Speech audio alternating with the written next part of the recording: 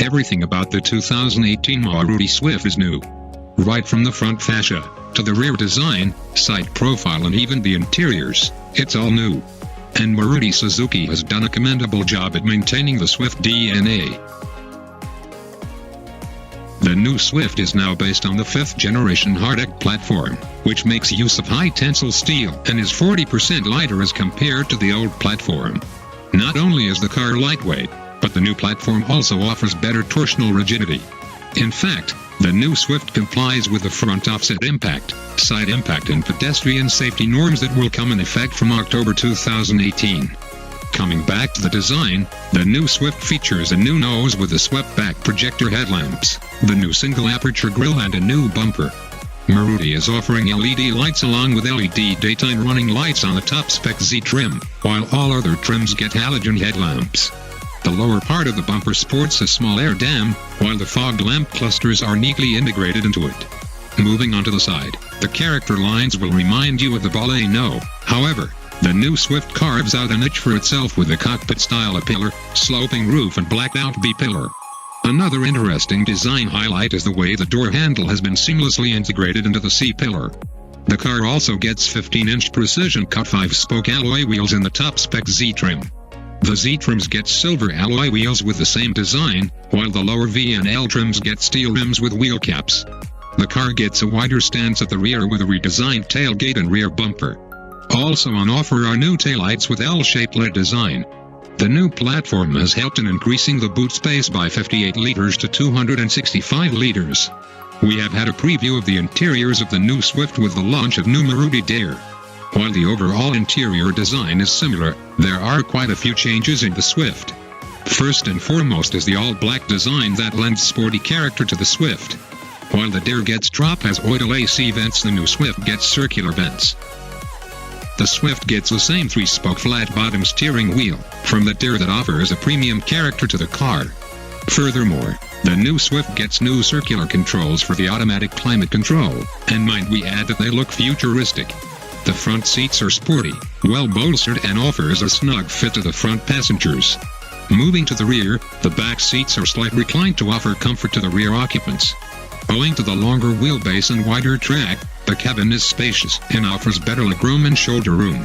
That said, seating 3 abreast will be tricky for large adults. While the rear door handle design works on the exterior front, the new design philosophy does make the car feel cramped from the inside. Another thing to note is that the all-black interior styling makes the car feel less roomy, which is not the case actually. The new Swift is available with the same 1.2-liter VVT petrol and the 1.3-liter DDIS diesel engines that are available on the current generation Swift. Now that is not a bad thing in any case. In fact, Maruti claims an increase in performance by 10% owing to the lightweight construction. We drove the diesel variant with a manual and amp transmissions, so we would reserve our judgment on the petrol variants.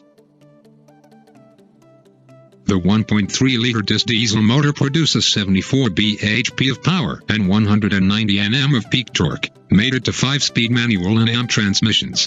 The Fiat-sourced 1.3-liter diesel motor is punchy in most parts and offers good amount of torque across the rev range. To add to that, the 5-speed manual gearbox is sleek and offers snappy gear shifts. However, you need to work around the gearbox as there is some amount of turbo lag in the lower revs, especially while going uphill. That said, the engine pulls cleanly thanks to the strong mid-range.